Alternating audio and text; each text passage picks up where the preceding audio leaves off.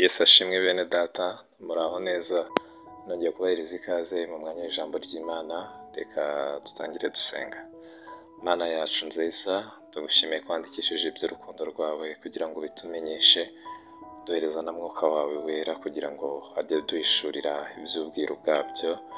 Uyu mwanya rero tuguhaye ikaze ngo umwuka wera azaduhishurire icyo watugeneye ndetse anaduheshe imbaraga zo gushyira mu ngiro icyo dutumye binyuze mu ijambo ryawe. Tubisabye twizeye mu izina rya Yesu Kristo. Amen. Uyu ni umunsi wa gatanu w'icyumweru. Muri iki cyumweru turimo turaganira ku bushake bw'Imana. Uyu munsi wa gatandatu rero nibwo tugiye gusoza iyi nyigisho, ariko ubushake bw'Imana bwo ntabwo tubusoza ahubwo turabukomeza kububamo. Reka dusomere iri jambo ry'Imana dusanga mu gitabo cyo kubara ibice 22. Nahisemo ko dusoma umurongo wa 12, hanyuma tukamanuka hepfo tugahita dusoma 21 na 22. Ariko wabona uburyo yasoma zino nkuru zose ahereye aho kino gice gitangirira. Ni harimo inkuru z'umugabo witwa Balamu. Balamu ngo yarazwiho kugira impano yo kuvuma bigakunda. Noneho ngo umwami witwa Baraki yari umwami wa Mowabu, ngo amutumaho ngo azamuvumira Abisiraheli. N'igihe Abisiraheli bari mu rugendo bava muri Egiputa bagiye mu gihugu cyitwa Kanani, Imana yari yarabasezeranije. Ngo bageze rero bugufi bw'igihugu cye, ngo arabatinya cyane, aravuga ati buno bwoko bw'Abisiraheli buzazimagiza ubwoko bwacu, ati bazatumira, ati mbese arabatinya, ariko ubona ntiyabasha kurwana nabo. Aravuga ati rero ubwo ntarwana nabo, reka ntumeho kuri Balamu uyu nguyu nyine niwe wari ufite impano yo kuvuma, aza bamvumire. Ariko Balamu akaba umuntu nyine si ukuvuma gusa, ahubwo yabashaga no kumva ijwi ry'Imana, Imana yajyaga ivugana nawe. Kuri uyu murongo rero wa 12, mbere yaho gatoya, ngo uwo mwami witwa Baraki w'Abamowabu ngo yohereza intumwa kujya kureba Balamu, ngo ziramubwira tuzaze umuvumira Abisiraheli, azaguhereza icyubahiro n'ubutunzi n'ibindi bintu nk'ibyo ngibyo. Arazibwira ati murare rero, hanyuma gisha Uwiteka inama. Kuri 12 ngo Imana iramusanga nijoro, barayiwe. Imana iramubwira iti ntujyane nabo, ntubavume abo bantu kuko bahawe umugisha. Donc Imana iramubwira ntajyane nabo Bamowabu kuko Abisiraheli bahawe umugisha.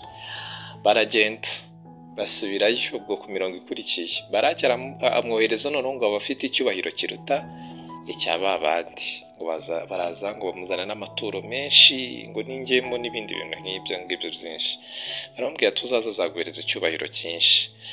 Balamu rero kubw'inyungu noneho nyinshi cyane zibonetse, kumvira Imana biramugora. Mu by'ukuri Imana yamumenyesheje ubushake bwayo kwidashaka ko ajyana nabo, ariko noneho bitewe n'inyungu zije arabwira ati mwongere murare nongere nyibaze. Imana itugirire neza. Mwene data unteze amatwi uri kunyumva, ijambo ry'Imana uko Imana ntigihinduka. Icyo yitaga kibi mu myaka 10 ishize, nacyo yita kibi muri iyi myaka. Imana itugirire neza. Icyo yitaga kibi mu myaka 100 ishize, n'ubu ngubu kiracyitwa kibi. Ikibi ni kibi, ikiza kikaba cyiza. Imana itugirire neza. Akururwa rero n'ibyo yarararikiye. Imana iramubwira ati okay, icyo nshaka ati nuko ibyo nkubwiye ari byo vuga. Ariko ngo marayika w'Imana bukeye, ngo ahangaha kuri 21, mu gitondo ngo Balamu arabyuka ashyira amatandiko ku ndogobe y'ingore, ajyana na ba batware b'i Mowabu. 22, ngo uburakari bw'Imana bukongerezwa nuko yagiye. Ngo marayika w'Uwiteka ahagarikwa mu nzira no kumutangira. Yarahetswe n'indogobe ye, abagaragu be bombi bari kumwe nawe. Imana itugirire neza. Mu by'ukuri ajya kugenda, hari ukuntu umwana asaba uruhushya umubyeyi akamutota cyane, ndashaka kujya hariya, ndashaka kujya hariya, ndashaka kujya hariya. Umubyeyi akamubwira no, ntabwo nshaka kujyayo, kubera ko wenda abona harimo risike. Umwana agakomeza kumutota. Byabagaho kera, sinzi niba ngubu bikibaho. Umubyeyi akagera akamubwira ati ohoha, ati mva imbere genda. Ariko mu by'ukuri uru ruhushya muhaye, mu by'ukuri nta ruhushya muhaye. Aramubwira ati mva imbere kuko amurembeje, ariko mu by'ukuri nta ruhushya muhaye kuko ibyo abona biri muri risike. Cyangwa se akamusaba ikintu amutota cyane kandi ikintu kitari cyiza, byakamubwira ati fatwa imbere, akamubwira gutyo byo kumwikiza, ariko nta ruhushya muhaye. Balamu rero nawe ni nk'ibyo byamugendekeye, ariko marayika w'Imana kubwo kumukunda ngo Imana kubwo kumukunda imwohereza marayika wayo ngo yongere byibuze imutangire irebe yuko atajya muri iyo nzira yo kurimbuka, ariko yanga kubyumva. Twigarukire ku ijambo ryacu turimo turaganira ku bushake bw'Imana. Uyu munsi icyo turi buze kwibandaho cyangwa se icyo numva nayishuriwe kubasangiza ni uko ubushake bw'Imana budakuraho amahitamo yacu. Imana yo itumenyesha ibyo ishaka, itumenyesha inzira ishaka ko tugendamo, ariko ntabwo ijya yivanga mu mahitamo yacu. Amahitamo y'umwana w'umuntu ni uburenganzira bwe, yikumenyesha icyo ishaka gukora, ariko ikakurekera amahitamo, ikakubwira ati okay, nuhitamo ibyo nshaka ibyo biri bukubere byiza, ariko kandi ufite n'uburenganzira bwo kwihitiramo ibindi. Baramu rero kubw'inyungu nyinshi cyane yari yabonye muri biriya, byaramugoye guhitamo ubushake bw'Imana. Biramugora we, yakareba kumvira Imana, kumva akanababwira ati by'Imana imbwira nibyo nza guhitamo, ariko akabivuga ku munwa, ku mutima bikanga bitewe n'inyungu zirimo. Bibaho mu by'ubu buzima umuntu akumva ashatse gukiranuka akajya anagisha Imana inama, Mana mpitemo biriya cyangwa se mbihitemo. Ese biriya ni umugambi wawe cyangwa ntabwo ari umugambi wawe? Icyo Imana yakubwiye kera n'uyu munsi nicyo kikubwira. Inzira y'Imana muri yo nta mwijima na mucyo urimo, niko ijambo ryayo ritubwira. Nta byaha na bike birimo, ibintu birimo ibyaha ntabwo Imana ibirimo. Imana itugirire neza. Bya bintu yakubujije kera n'uyu munsi nibyo kikubuza. Nubwo ubona birimo inyungu nyinshi, nubwo ubona bigezweho, nubwo ubona bikorwa n'abantu bose ari ibisirimu, ariko ubushake bw'Imana buracyari bwa bundi, inzira ntabwo yahindutse. Baramu rero ngo akomeje kuyoba Imana imwohereza marayika wayo. Iyo umuntu ari kugenda ahitamo nabi, Imana imwoherereza marayika wayo, imwohereza mu ishusho y'uburyo butandukanye. Uyu we ibimenyetso yamweretse, indogobe itajyaga ivuga yaravuze. Uzi ko Imana ishaka gutangira umuntu ngo ntabusanye n'ubushake bwayo, ikoresha n'ibimenyetso bidasanzwe. N'umwana mutoya pe, yewe n'uruhinja yakuburira mu bimenyetso by'ibyo ari gukora, ushobora kubonamo umugambi w'Imana ukubuza iya nzira mbi. Yewe no muri televiziyo Imana ibikwerekamo.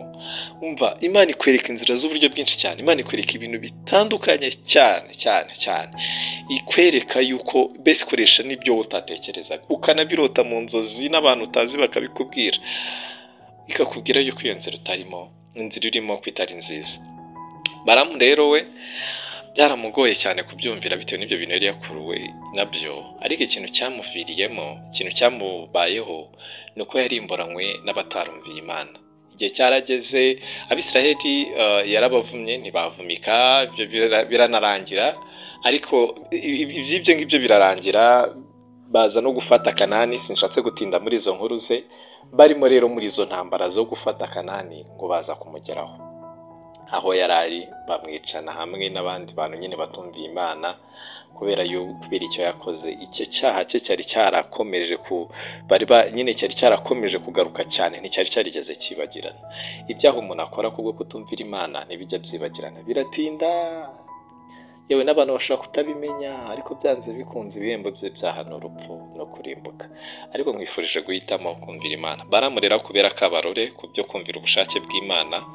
Imana nijye kumenyesha ubushake bwayo, uzajya ubwumvira utagoranye, kuko nibwo bwiza bugutunganiye rwose. Nubwo ubona biriya bintu birimo icyubahiro cyinshi, bikaba birimo ubutunzi bwinshi, bikaba birimo ibinezeza byinshi, ariko niyo bibusanye n'ubushake bw'Imana bireke, kuko ibyo Imana iguhitiyemo nibyo bigutunganiye rwose, nibyo bizaguhesha amahoro, bikazana kugeza mu ijoro. Imana rero ntiyahitamo nk'uko uhitamo, kuko hari igihe uba ureba iby'inyungu z'aka kanya, ariko yihagara mu itangire ikareba mu iherezo. Niyo mpamvu ubushake bwayo tuba dukwiriye kubwumva. Urakoze cyane, Yesu aduhana